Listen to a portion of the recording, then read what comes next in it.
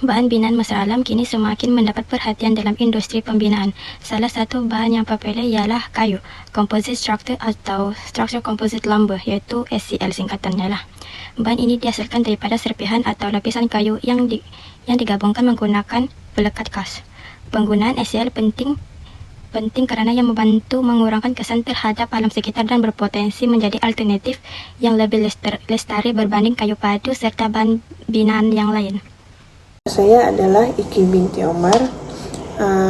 Saya akan menerangkan lebih mendalam apa itu SCL, yaitu kayu composite structure.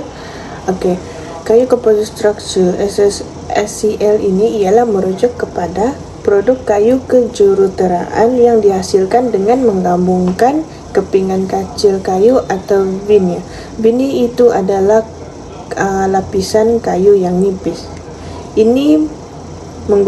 Ianya menggunakan resin dan tekanan tinggi untuk menghasilkan bahan yang kuat dan seragam. Jadi maksud SCL ini ia menggunakan atau menghasilkan bahan itu yang lebih kuat dan yang lebih seragam lah. Contohnya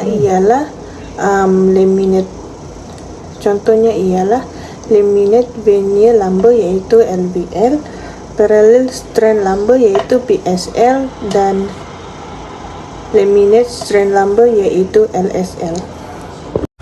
Seterusnya, pengenalan kayu SCL. SCL atau kayu composite structure direkam untuk meningkatkan kecekapan penggunaan sumber kayu dan memanfaatkan kayu besar, kecil, dan sisa kayu. Ia dihasilkan dengan menggabungkan kepingan kayu menggunakan resin dan tekanan tinggi. Ini juga menjadikan lebih kuat dan seragam dibanding kayu padu. Dari segi prestasi, SCL mempunyai kekuatan yang lebih konsisten, kurang kecacatan semula jadi, dan lebih tahan terhadap perubahan bentuk seperti melengkung atau retak. Dari aspek alam sekitar, penggunaan SCL membantu mengurangkan pembaziran kayu, mengoptimumkan penggunaan bahan mentah, dan mengurangkan keperluan penebangan kayu pokok besar. Namun begitu, proses penghasilan melibatkan penggunaan bahan kimia seperti resin yang boleh memberi kesan kepada alam sekitar jika tidak dikawal dengan baik.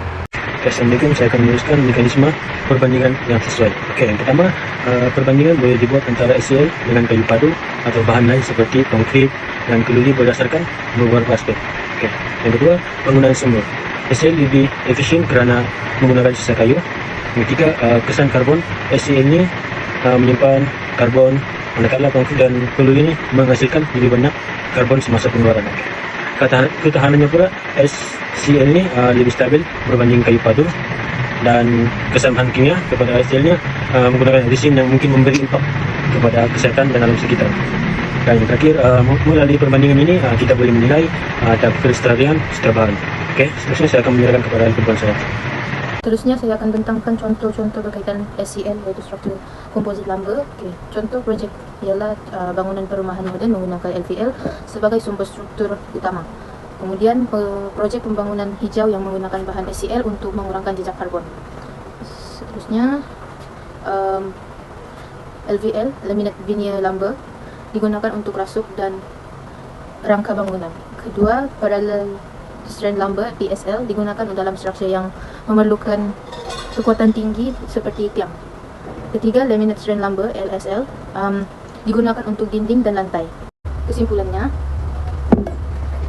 secara keseluruhannya, penggunaan kayu composite structure lumber ni memberikan banyak kelebihan dari segi kecekapan bahan, penggunaan kesan terhadap alam sekitar.